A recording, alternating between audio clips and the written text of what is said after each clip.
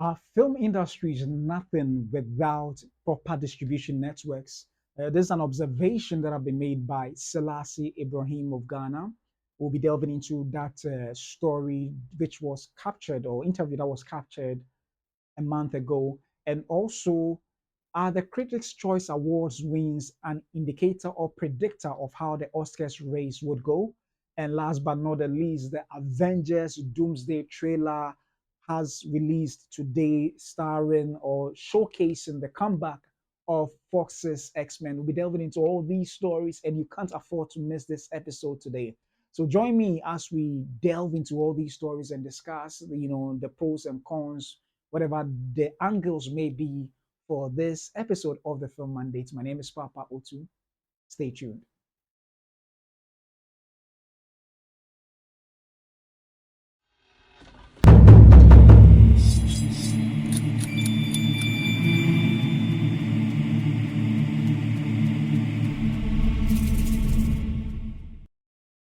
Hello and welcome back to the Film Mandate, where I bring to you, as usual, movie news, reviews, and reactions, both from the African front and the international scene. So thanks for joining me for this very new episode of the Film Mandate. So we'll delve into our very first story, and about a couple of weeks ago, or a month ago, if I should say, the one of Ghana's prominent figure in the film industry, Selassie Ibrahim, who is, she's done it all from acting, producing, and now she's actually co-founded, or rather, actually the founder of REFA.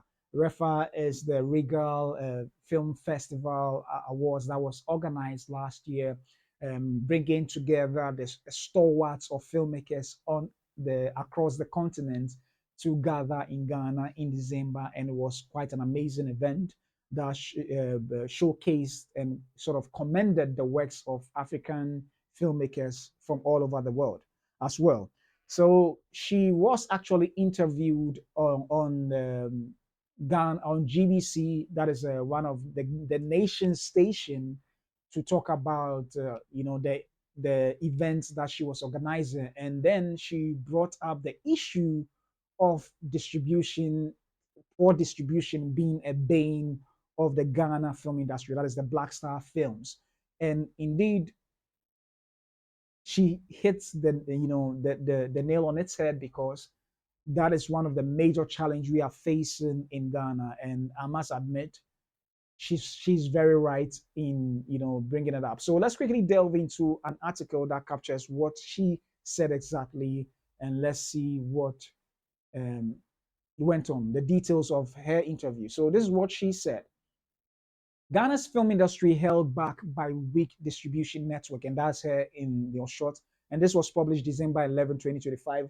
And the reason why I want to talk about this, I think it's very crucial, particularly as we are beginning a new year, and collectively as a whole in the nation. What are the measures we are putting in place to make sure that we have a stronger, if not even the stronger, the best, at least something better than we used to have in December or last year. So it is very crucial that we have this discussion. So it goes on to read that Ghanaian actress and film producer Selassie Ibrahim has warned that the country's film industry will remain stagnant unless its broken distribution system is urgently fixed, describing it as the single biggest barrier to growth.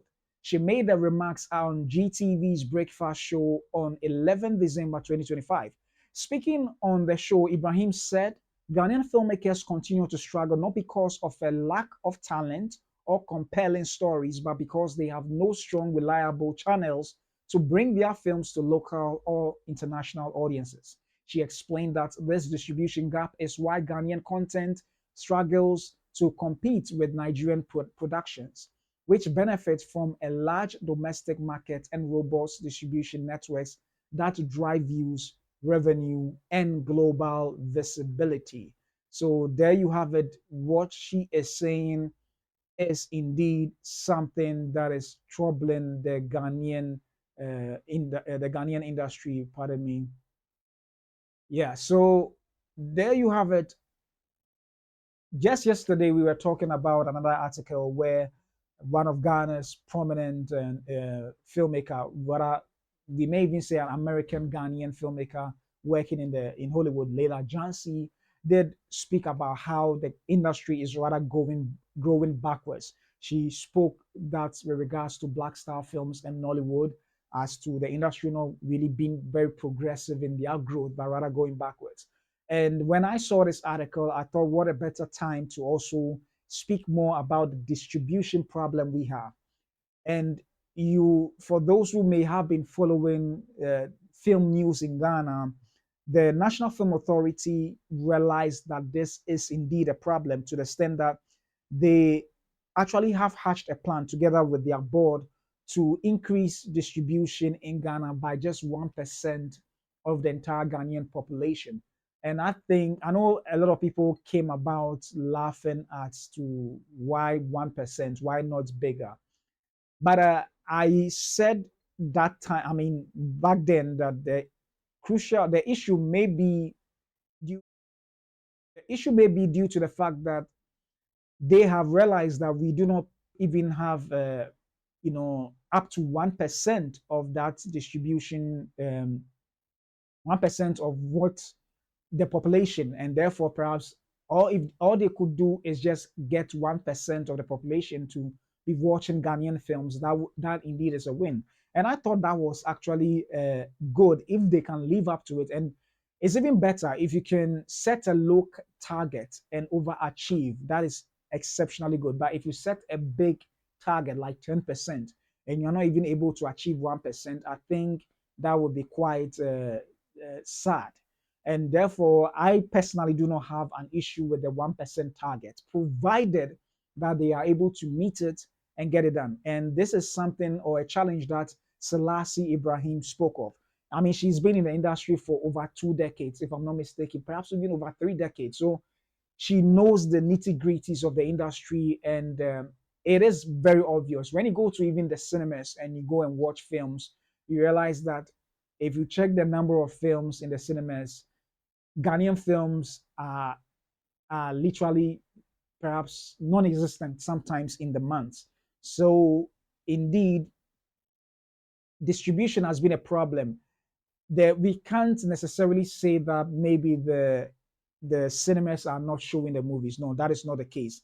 I think the cinemas, once you are able to present your production, they are more than willing to showcase it once it meets the requirements or the standards that they are looking for. So that is there. But when it comes to other distribution platforms like a streaming service that would serve the nation or even Africa, there isn't one particularly in Ghana that is nationwide, that is really dominant. Yes, you have DSTV, but the DSTV, or is it Aquaba Magic, creates their own content. I don't know whether they take on films from filmmakers in Ghana. If they do, perhaps the margin or the amount of films they take are not enough. So indeed, it is a challenge that we are faced with in the nation. And I totally agree that weak distribution indeed is the single biggest barrier. I agree with what she's saying. It is indeed the single biggest barrier to growth of the film industry in Ghana. She contrasted it with what Nigeria is doing. And Nigeria, one way or the other, has, I mean, they actually have more cinemas than we do in Ghana. And secondly, they found a system that works best for them, which is an amalgamation of distribution in the cinemas, presence on some streaming platforms, and also on the YouTube platform as well. So they have found a way that works best for them. Yesterday, I was talking about how the American system has a 90-day theatrical window, and due to the pandemic, it sort of whittled down to 45, even sometimes less than that. But it all depends on the strength of the film. Unfortunately for Ghana, we do not even have an established theatrical window. It is all left to the decision of the cinemas to decide whether these films are deserving of staying in the cinemas longer. And I can understand, because if more people are not trooping into the cinemas to watch those films, obviously there will be no need to keep these films running whilst they are running at a loss, and therefore we'll pull it out of the run. So that is indeed a challenge we have. And in my conversations with a lot of filmmakers or discussions with friends, one of the things we have noted is that until there is a proper distribution network set up all across the nations, even at places that you may not even think may bring in audiences, we are not going to make it. Because one of the reasons why places like China and US in particular, are making it is the fact that they have so many cinemas across all the states in America. And when a movie is released, depending on how the film is well received per their projections, they know the number of cinemas that are going to put it in, or multiplexes that are going to put it in, and even are able to do projections as to how much each film is going to make before it is finally, released in the cinema. So there are all these measures that are put in place to actually give an idea as to how well a movie will perform. Unfortunately for us, we don't even have enough cinemas, let alone talk about projections of how films are going to perform. But regardless, I think I've always been saying on this platform that until we put the necessary infrastructure, the necessary data collection in place, as well as enforcing policies like perhaps maybe we may not be able to do a 90-day window, but we can do a 30-day window, a solid 30-day window, theatrical window for Ghanaian films. If that is a mandatory system put in place together with pre sold tickets before the movie, just to give the cinemas and all the stakeholders an idea as to how a movie is going to perform, that will go indeed a long way to help us have a semblance of a good distribution network in the nation. And it is indeed a sad challenge that we are fighting with. And she did state something which is crucial to how our industry is not performing. She said that she tried putting her production on Netflix, and unfortunately, Netflix gave a feedback, even though negative for her when she was trying to put it out there. But it is a good feedback, which is an indication of how poorly our industry is performing. And this is what she had to say, or this is what Netflix had to say to her, that distribution, Netflix cited how low content volume and subscriptions are as barriers in our nation. Let me see if I can get the exact quote and state it as such, because I think it's relevant to our discussion on this platform. So this is what she said Netflix said. So Ibrahim also revealed that major streaming platforms have raised concerns. When she applied for a Netflix distribution license, she was told Ghana produces too little content and has low subscription numbers, factors that make it difficult for global companies to take the local industry seriously. And this is the major challenge we are faced with in Ghana. Until we can rectify this challenge, distributing movies on a global scale will become a problem.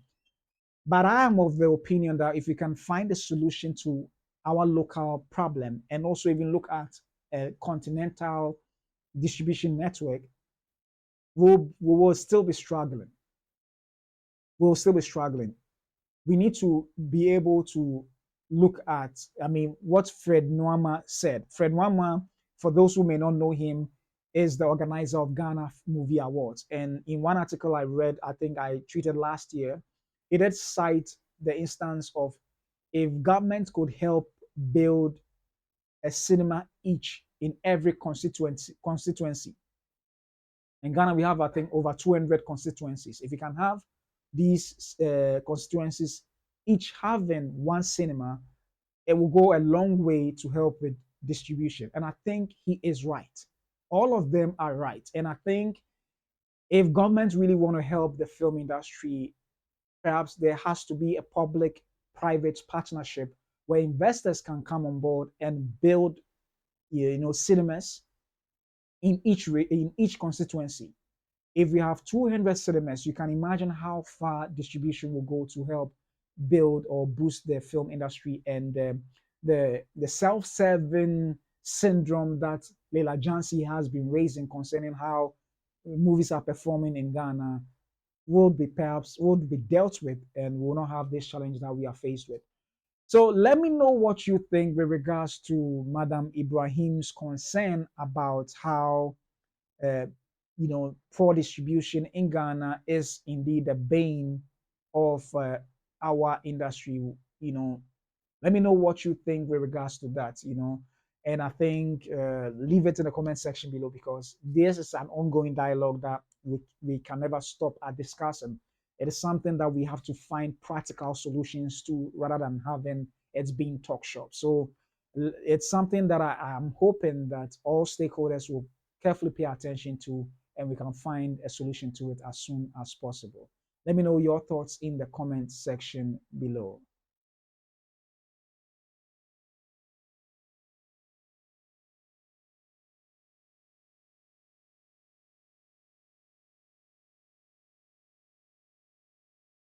Moving on, we now go on to one of the, not the biggest, but one of the biggest calendar aside the Oscars in film history, in the film calendar, and that is the Critics' Choice Awards. And the Critics' Choice Awards, together with other major film festivals, have always been some sort of an indicator or a predictor as to how the Oscars race would always go. And there is a wonderful article that was published in the Hollywood Reporter, I think yesterday, that indeed brought up quite an excellent analysis as to how Cannes, the Critics' Choice Awards and the Oscars race sometimes overlap, sometimes completely divided, and then sometimes they all they all decide on the same thing. And I felt like, since we are almost a month away from the Oscars itself, a month or two away from the Oscars itself, it will be quite interesting to talk about this article in particular, maybe some of the wins, and then see how things are faring. So we quickly go to this article, and this is what the article says: Critics' Choice Awards analysis. One battle, Jacob Elordi and Amy Madigan wins reliable Oscar bellwethers.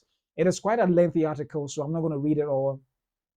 I'm just going to choose one analysis, just I think a paragraph or an analysis that Scott Feinberg did, which brought quite an insight as to how the Critics' Choice Awards and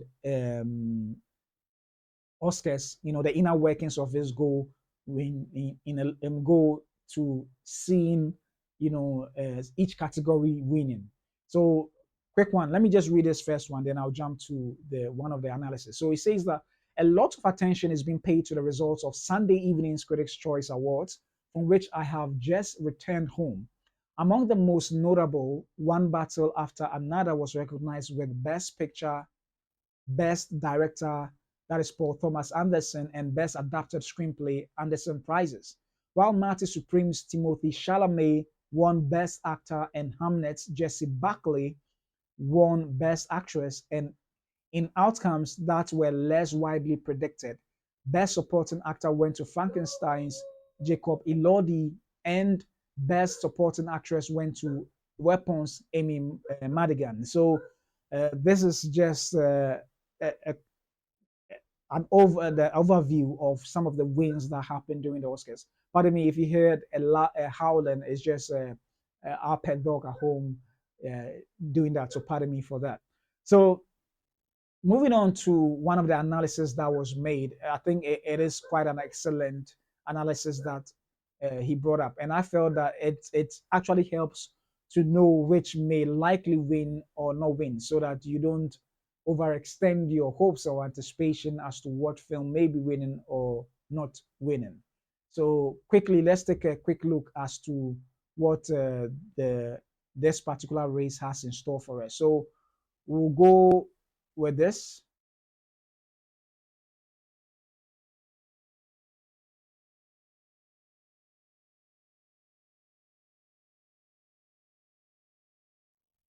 Let's quickly read this article and see the analysis they have in store, which is, I think, is one of the best analysis I've seen with regards to this. So With the best picture category, he delves into the overlaps. So overlaps meaning that they both the Oscars and the Critics' Choice Awards all voting for the same films, and these films are over a number of years, not the same year, over a number of years. And same with splits for different years and pattern, the pattern with which they vote, and the bottom line as to how perhaps this year's event may go.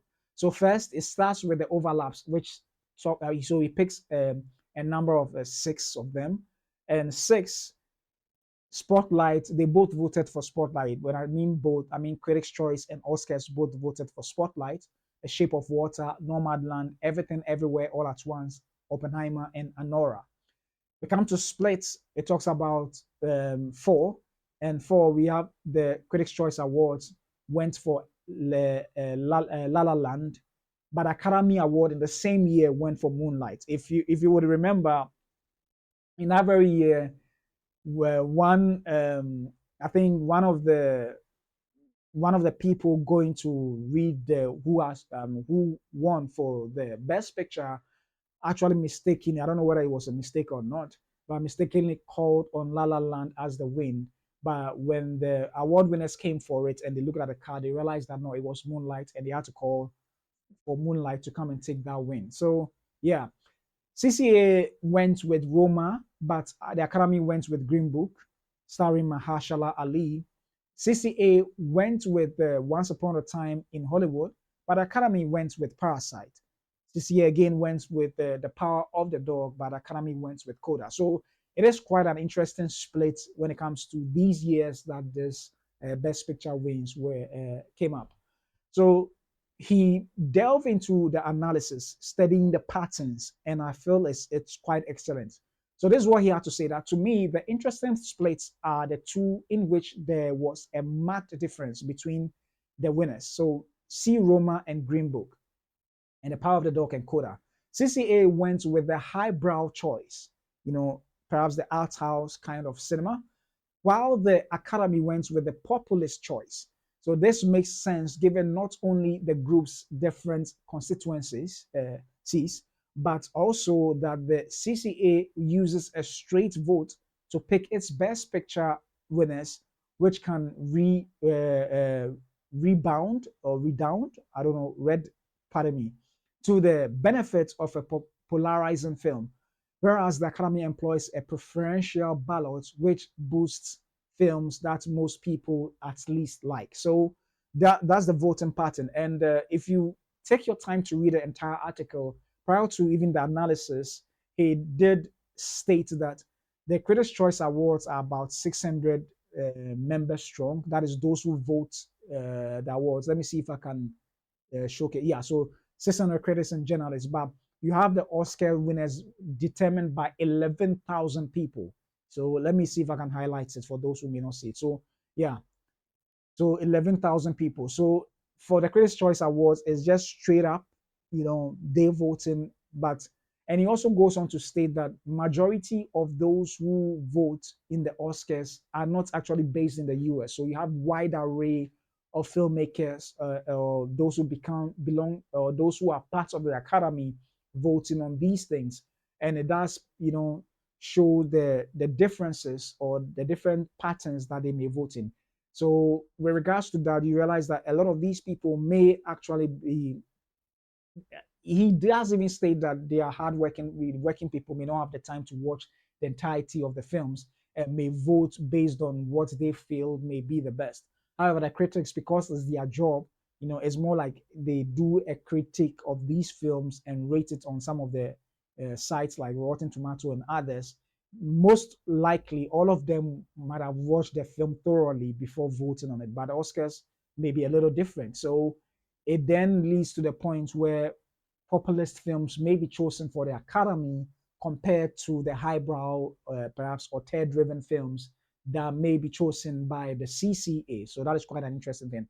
But analysis also points to an interesting thing. This year, obviously, one battle after another, and one battle after another, together with Sinners, are said to be the main contenders in the Best Picture category. So obviously, with the when it comes to the entire list of the films that may contend for the Oscars race, it's very likely that the two that these major organizations may be looking at is Sinners and One Battle After Another. And in the Critics' Choice Awards, One Battle After Another has won.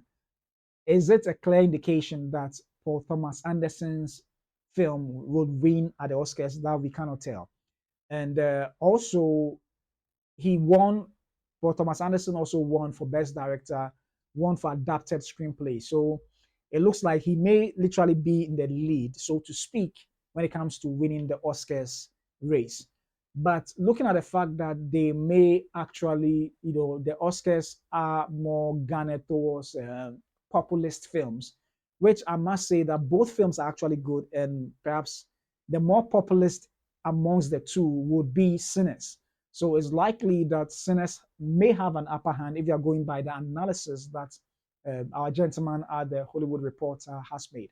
However, let's quickly see what he has in mind, what he thinks may win the Oscars race. So this is captured in the bottom line section, and this is what he says.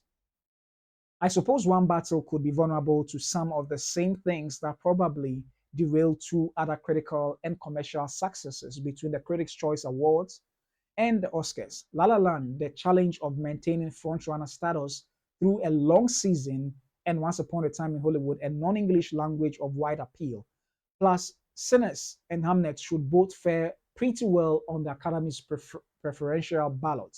But on the heels of three consecutive years in which the two groups overlapped on their Best Picture winner, the smartest Oscar bet remains one battle. So that is quite interesting. If you check carefully, the one when you read, yeah, the overlaps from Anora, Oppenheimer, everyone, everywhere, all at once, and everything, everywhere, all at once, Nomadland. I think consecutively they voted in that pattern. So it means that the likelihood for one battle after another to win is high. And it looks like, if you really pay attention carefully, these are the conversations that have been going on that one battle after another would likely win. And may Paul Thomas Anderson may perhaps take a lot of the awards.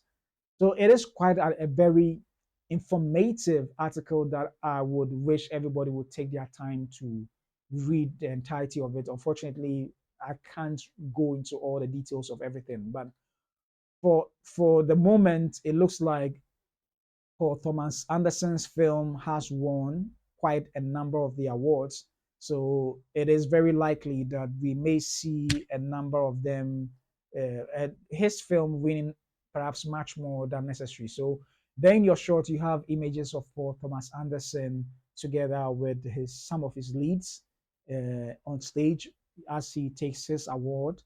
And also Timothy Chalamet also ended up winning for the best actor, meaning that he may be even or he may have an edge over Leonardo DiCaprio. So it is quite an interesting win. And from all sources I've heard about his performance, I haven't watched it yet. In Marty Supreme, his performance is said to be quite excellent, even though some there's a split on as to whether the movie is that good or not necessarily not a big split, down the middle, but some movie pundits are not so happy with how it turned out to be. But none of them could speak foul as to the performances of Timothy Chalamet. So indeed, it's quite an exciting win for him, and it looks like it's very likely that he may win for the Oscars as well. So well, we'll be looking out to see how the Oscars race will turn out come as a match, come March. It will be quite interesting to see how that pans out.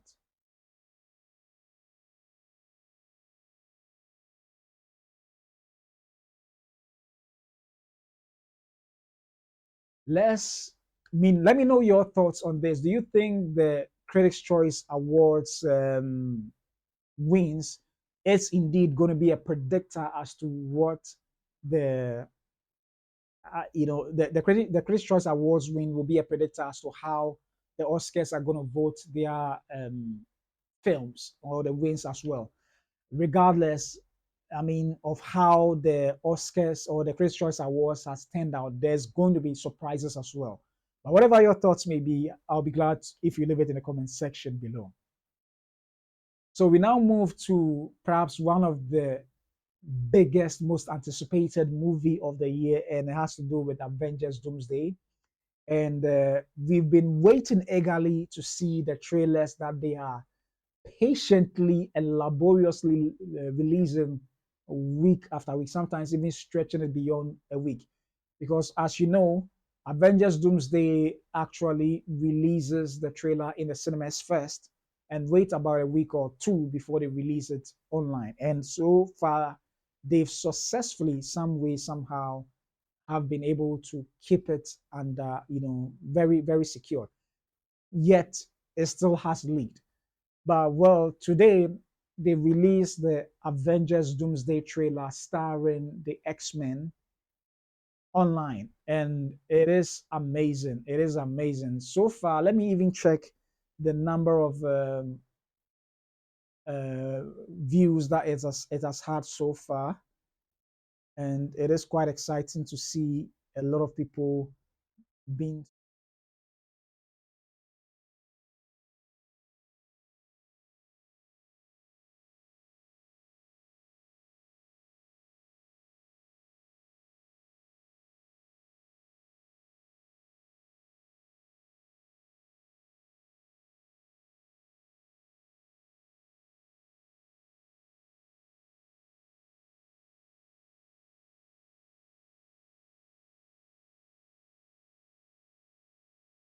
So yeah, so let me check how.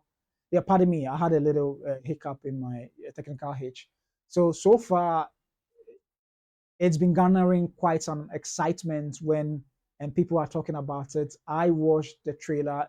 As a matter of fact, do well to check my trailer review of Avengers Doomsday, and it's indeed quite exciting because the movies. I mean, it is one of the most anticipated, perhaps, film of perhaps of the decade or the century. If I mean, we are quite early in this new 21st century, so it is perhaps the most anticipated film of all time. I mean, of this century. I can't say of all time, but it could possibly be the most anticipated film of all time. And honestly, the little they showed in this trailer means that the MCU is not holding back. And for those who have been watching the films over the past couple of years, the Marvel we knew back then in the earlier phases isn't the same that we saw in the few number of films that we watched prior to Fantastic Four and the Thunderbolts, and those two did quite well. But some of the films preceding this one, you know, sort of went downhill in terms of critical reception and also box office, results. But so far, it looks like they have been picking up very well in Fantastic Four and Thunderbolts, and it looks like Avengers Doomsday would be the exception that we all know the Marvel Cinematic Universe for, Kevin Feige and his team for. And so far, it looks good. And for what I've seen so far in these three trailers. The first one being Captain America, the second one being what's it called? Um, Thor, and the third one being Scott Summers and the X-Men is looking quite good, I must admit. And I don't know, perhaps because we've not seen the entire film, it looks like they are sort of thriving on a little bit on nostalgia. But until we see the entire film, we may not know the extent to it. But for some of the rumors as to how these films may be, it looks like if the rumor ends up being true, then this film will be one massive, juggernaut of a success, not just box office wise, but critically as well. So it is a movie that, by all indications, if the rumors are true, indeed it will pan out well to be a movie to watch for the decade, or perhaps to watch for the century. Well, the century may be an overreaction, but for the decade, possibly. And it's great, or it's good to see James Marsden returning together with um, Ian McKellen and Patrick Stewart, all returning into this very iconic roles that I so love them, in the Fox's universe. Even the movies that perhaps on a broader reception didn't perform well, I still enjoy them. X3, X2. I mean, these films are a marvel to watch. I mean, no pun intended, but they are quite a marvel to watch even back then. And I enjoyed all of them. Yes, some more than others, but I did enjoy all of them. And to see them returning again is quite exciting. And I'm hoping to be entirely surprised and be blown, my mind blown. So it is something I'll be looking towards or forward to seeing. I don't know about you. Kindly check out my trailer reaction and let me know your thoughts on this particular trailer that has been released. Do you think it's going to perform very well like Avengers Endgame? I think it may even do better than Avengers Endgame. That is, if all the rumors are true and if cinema goers have been given up on this film. That is something that we cannot take out of the equation when it comes to the success. The film can be good, but it may not necessarily translate into box office receipts if the cinema going audience may have given up on Marvel. And I think that may not be the case. So, whatever your thoughts may be, can you let me know in the comment section below? And so soon, I've come to the end of this episode of the Film Mandates. I hope you enjoyed all three stories that I brought to you today. Let me know your thoughts overall on this episode of the Film Mandates. And also, just a quick information for your notice, I have switched the Film Mandates content onto its own YouTube channel itself, which is the Film Mandate at the Film Mandate. If for those who may have subscribed to my personal page, you realize that I've changed the name, the Film Mandate, to Papa O2. So that's my personal one. But I have actually sort of been posting on the main page now, but I still share it on my personal page. But do your best to go and subscribe on that platform as well. It will do me to help me very well in this project or in this initiative that I've taken with regards to film discussions and reviews and all. So thanks so much for joining me for this episode of the Film Mandate. I'll be coming your way again tomorrow with another exciting episode of the Film Mandate right here on YouTube. My name is Papa O2. Stay tuned and I'll see you soon.